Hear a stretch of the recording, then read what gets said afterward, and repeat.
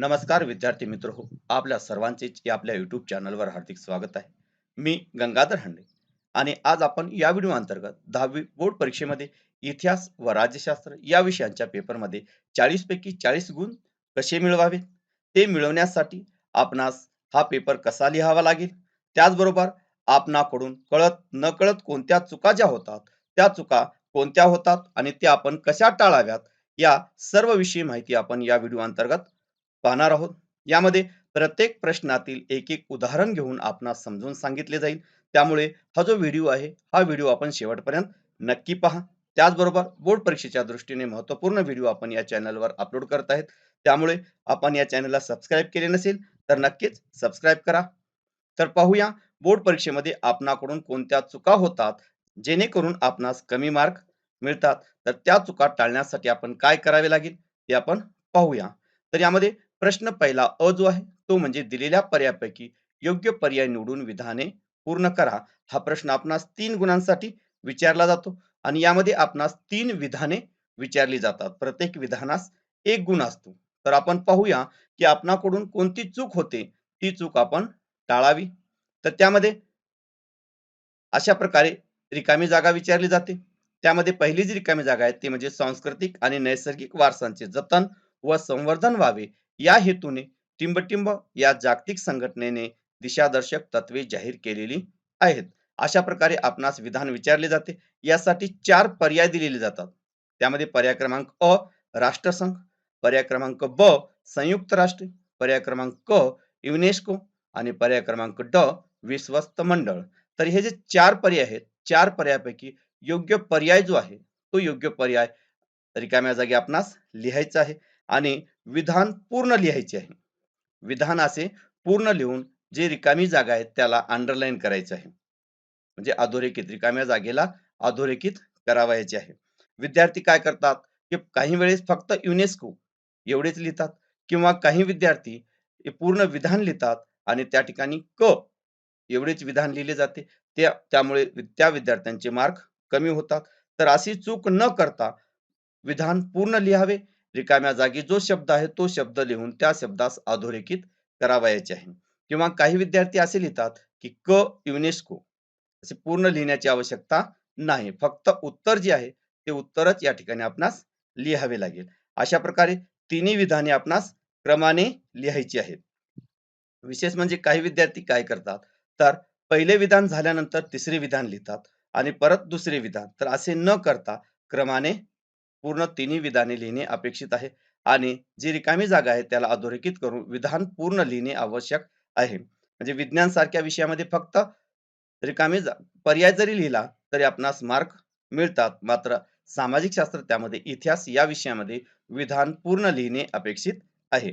अशा प्रकारे प्रश्न पहिला अ 3 पैकी 3 गुण आपणास मिळू शकतात. त्यानंतर प्रश्न पहिला ब जो आहे तो म्हणजे पुढील प्रत्येक गटातील चुकीची जोडी ओळखून लिहा. हा प्रश्न 3 मार्कासाठी असतो आणि यामध्ये 3 गट दिले जातात.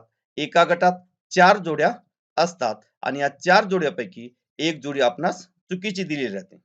तर आता या ठिकाणी आपण जोड्या पाहू. पहिला जो गट आहे असे 3 गट दिले जातात. त्यामध्ये 4 जोड्या असतात. त्यामध्ये पहिली जोडी द्वंद्वादी पद्धती हिरोडोटस, त्यानंतर दुसरी जोडी वर्ग संघर्षाचा सिद्धांत कार्ल मार्क्स, त्यानंतर तिसरी जोडी स्त्रीवादी मूलभूत भूमिका सीमात बोआ आणि चौथी जी जोडी आहे ती म्हणजे संशोधनात दस्तऐवजाचा कसून शोधावर भर लिओपोल्ड रांके.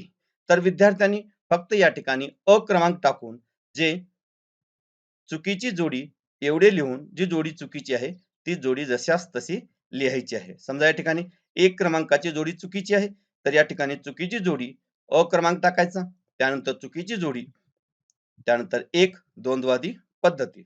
समजा या ठिकाणी 2 क्रमांकाची जोडी जर चुकीची असेल तर या ठिकाणी 2च क्रमांक टाकायचा. म्हणजे चुकीची जोडी जी आहे जशास तशी चुकीची जोडी लिहायची आहे. दुरुस्त करून लिहिण्याची गरज नाही.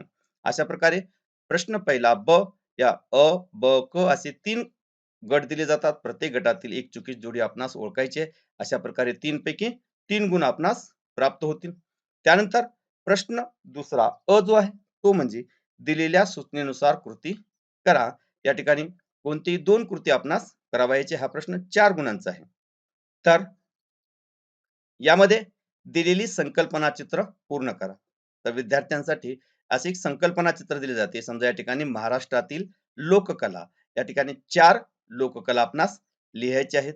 तर या ठिकाणी लोककला, एक कोळी नृत्य, त्यानंतर दुसरा आहे कीर्तन, त्यानंतर तिसरा आहे तारपा नृत्य आणि चौथा आहे पोवाडे. या व्यतिरिक्त इतरही आपण लिहू शकता, जे की महाराष्ट्रातील लोककला आहे. पण हे संकल्पना चित्र लिहित असताना एक गोष्ट विद्यार्थ्यांनी लक्षात ठेवायची आहे, की हे जे संकल्पना चित्र आहे, हे आपणास पेननीच काढावयाचे आहे. पेन्सिल किंवा स्केच पेनचा वापर करायचा नाही. हे चित्र पूर्णपणे पेननीच काढावयाचे आहे. संकल्पना चित्र जसे आहे तसे पेनने आपण काढावे. अशा प्रकारे कोणती 3 संकल्पना चित्र दिली जातात, त्यापैकी कोणते 2 आपणास सोडवायचे आहेत. म्हणजे एका संकल्पनेत चित्रेस 2 गुण असतील. अशा प्रकारे योग्य संकल्पना चित्र आपणास काढावयाचे आहे. त्यानंतर प्रश्न दुसरा ब जो आहे तो म्हणजे थोडक्यात टिपा लिहा किंवा संकल्पना स्पष्ट करा. अशा प्रकारे विचारले जातात. या ठिकाणी 3 संकल्पना किंवा 3 टिपा दिल्या जातात. त्यापैकी कोणत्याही 2 टिप आपणास लिहायची आहे. तर पाहूया. हा प्रश्न 2 गुणांसाठी आहे. म्हणजे 1 टिप 2 गुणांसाठी. टोटल हा प्रश्न 4 गुणांसाठी आहे. तर या ठिकाणी पहिली जी टिप आहे ती म्हणजे राष्ट्रवादी इतिहास लेखन. तर याचे उत्तर आपणास अशा प्रकारे 3 ते 4 मुद्दे लिहिणे अपेक्षित आहे. 2 प्रत्येक मुद्द्यास 1 गुण असतो. हा प्रश्न 2 गुणांचा आहे. 2 मुद्दे जरी आपण लिहिले तरी चालतील. परंतु आपण एखादा मुद्दा चुकला किंवा व्यवस्थित नाही वाटला, तर त्यासाठी आपण 3 ते 4 मुद्दे लिहावेत. यासाठी राष्ट्रवादी इतिहास लेखन अशा प्रकारे 4 मुद्दे आपण लिहावे. त्यानंतर प्रश्न तिसरा जो आहे, तो म्हणजे पुढील विधाने सहकारण स्पष्ट करा. कोणते 2 विधाने आपणास सोडवायची आहेत. हा प्रश्न 4 गुणांचा. यामध्ये 4 विधाने दिली जातील. त्यापैकी कोणतेही 2 विधाने आपणास सोडवायची आहेत. म्हणजे प्रत्येक विधान हे 2 गुणांसाठी. तर सहकारण स्पष्ट करत असताना 3 ते 4 मुद्दे आपण लिहिणे अपेक्षित आहे. समजा या ठिकाणी बखर हा ऐतिहासिक साहित्यातील महत्त्वाचा प्रकार आहे, असे सांगितल्यानंतर याचे 3 ते 4 मुद्दे आपण लिहावे.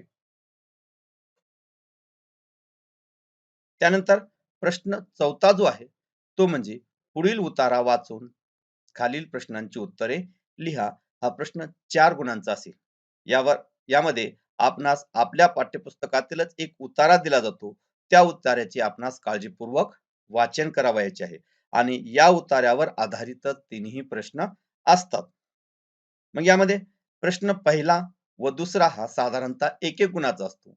या ठिकाणी त्या उतार्यावर आधारित पहिला प्रश्न जो आहे, सीता स्वयंवर हे नाटक रंगभूमीवर कोणी आणले? म्हणजे पहिल्या 2 प्रश्नाची उत्तरे एक एक वाक्यात किंवा एका एका शब्दात असतात. सीता स्वयंवर हे नाटक विष्णुदास भावे यांनी रंगभूमीवर आणले. आणि त्यानंतर दुसरा जो प्रश्न आहे तो म्हणजे संगीत शारदा या नाटकाचे लेखक कोण?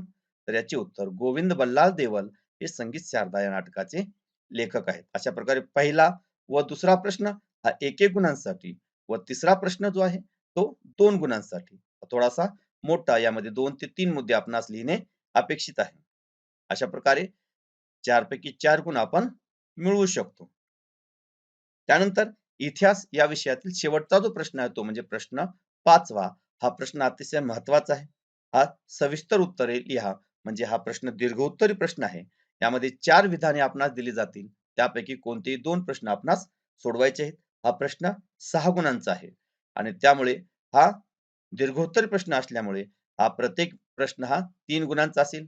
तर याचे उत्तर लिहित असताना समजा या ठिकाणी स्त्रीवादी इतिहास लेखन म्हणजे काय? अशा प्रकारे प्रश्न आला, तर हा प्रश्न 3 गुणांचा असल्यामुळे या ठिकाणी कमीत कमी आपणास 5 ते 6 मुद्दे लिहिणे अपेक्षित आहे. अशा प्रकारे मुद्दे व्यवस्थित लिहावे विद्यार्थ्यांनी.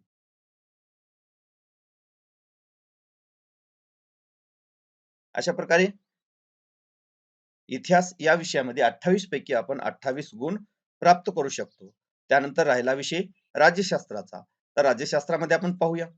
राज्यशास्त्रामध्ये दिलेल्या पर्यायापैकी योग्य पर्याय निवडून विधाने पूर्ण करा. हा 2 गुणांसाठी असतो. यामध्ये 2 विधाने विचारली जातात. ज्याप्रमाणे आपण इतिहास या विषयामधील प्रश्न पहिला जो सोडवलेला आहे, त्याच प्रकारे पूर्ण विधान लिहून रिकाम्या जागी जो योग्य पर्याय आहे, त्या पर्यायाला आपणास अधोरेखित करावयाचे आहे. अशा प्रकारे हे दोन्ही विधान आपणास क्रमाने लिहायचे आहेत. आपणास या ठिकाणी 2 पैकी 2 गुण प्राप्त होतील.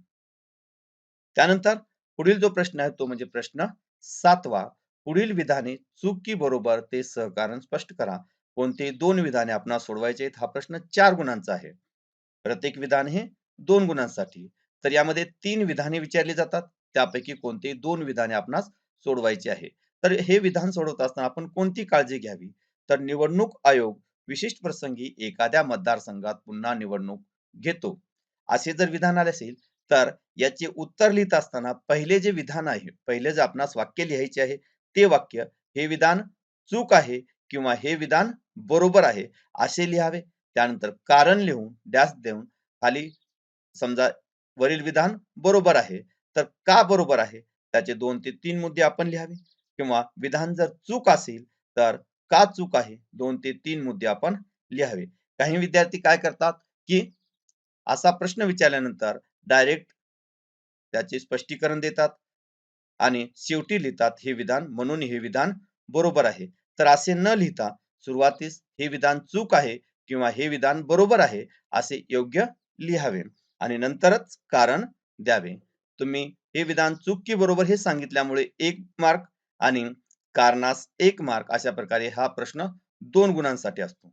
त्यामध्ये तुमचे हे विधान चूक आहे किंवा बरोबर आहे हे जर ओळखले तरच खाली मार्क प्राप्त होतात. समजा वरील विधान जर चुकलेलं असेल, हे विधान समजा आता निवडणूक आयोग विशिष्ट प्रसंगी एखाद्या मतदारसंघात पुन्हा निवडणूक घेतो आणि तुम्ही जर या ठिकाणी चूक लिहून खाली स्पष्टीकरण योग्य दिलं असाल, तर तुम्हाला मार्क मिळत नाही. त्यामुळे हे विधान चूक आहे किंवा हे विधान बरोबर आहे हे आपणास योग्य लिहावे लागेल. त्यानंतर पुढील जो प्रश्न आहे तो म्हणजे प्रश्न 8वा. पुढील संकल्पना स्पष्ट करा. कोणती एक संकल्पना आपणास स्पष्ट करावयाची हा प्रश्न 2 गुणांचा असतो. यामध्ये 2 संकल्पना दिल्या जातील. त्यापैकी कोणती एक संकल्पना आपण स्पष्ट करावी. या ठिकाणी हक्काधारित दृष्टिकोन. तर ही संकल्पना 2 गुणांसाठी आहे. त्यामुळे 3 ते 4 मुद्दे लिहिणे आपणास अपेक्षित आहे. मुद्दे व्यवस्थित क्रमांक जो आहे, तो क्रमांक व्यवस्थित लिहावा. निबंध वजा उत्तर कोणत्याही प्रश्नाचे लिहू नये. त्यानंतर प्रश्न 8वा ब जो आहे तो म्हणजे पुढील संकल्पना चित्र पूर्ण करा. कोणती एक संकल्पना चित्र आपणास या ठिकाणी लिहायचे आहे. 2 संकल्पना चित्र दिले जातात. या ठिकाणी महाराष्ट्रातील प्रमुख चळवळी तर कोणकोणत्या चळवळी आहेत त्यापैकी कोणत्याही 4 चळवळी आपणास या ठिकाणी लिहायची आहे. 5 असतील, 6 असतील, जास्त लिहिण्याची आवश्यकता नाही. फक्त 4 चळवळी या ठिकाणी लिहायच्या आहेत. कारण प्रत्येक चळवळीस अर्धा गुण. अशा प्रकारे हा प्रश्न 2 गुणांचा असतो. आणि अ, पूर्वी मी सांगितल्याप्रमाणे हे जे संकल्पना चित्र आहे, हे संकल्पना चित्र पूर्णपणे आपणास बॉल पेनचा वापर करूनच लिहायचे आहे. इतर पेन्सिल किंवा स्केच पेनचा वापर करायचा नाही. त्यानंतर शेवटचा जो प्रश्न आहे, तो म्हणजे पुढील प्रश्नांची थोडक्यात उत्तरे लिहा. कोणताही एक हा प्रश्न 2 गुणांचा आहे आणि त्यामुळे याचे उत्तर जे आहे ते उत्तर 3 ते 4 मुद्द्यात लिहिणे अपेक्षित आहे. विद्यार्थ्यांनी इतिहास, राज्यशास्त्र या विषयांच्या परीक्षेमध्ये एक काळजी घ्यावी, की कोणत्याही प्रश्नाचे उत्तर लिहित असताना 1, 2, 3, 4 जे काही मुद्दे आहेत ते मुद्दे टाकूनच क्रमांक उत्तर लिहावे. तर मित्रहो असेच नवनवीन व्हिडिओ पाहण्यासाठी चॅनलला नक्कीच सबस्क्राईब करा. धन्यवाद.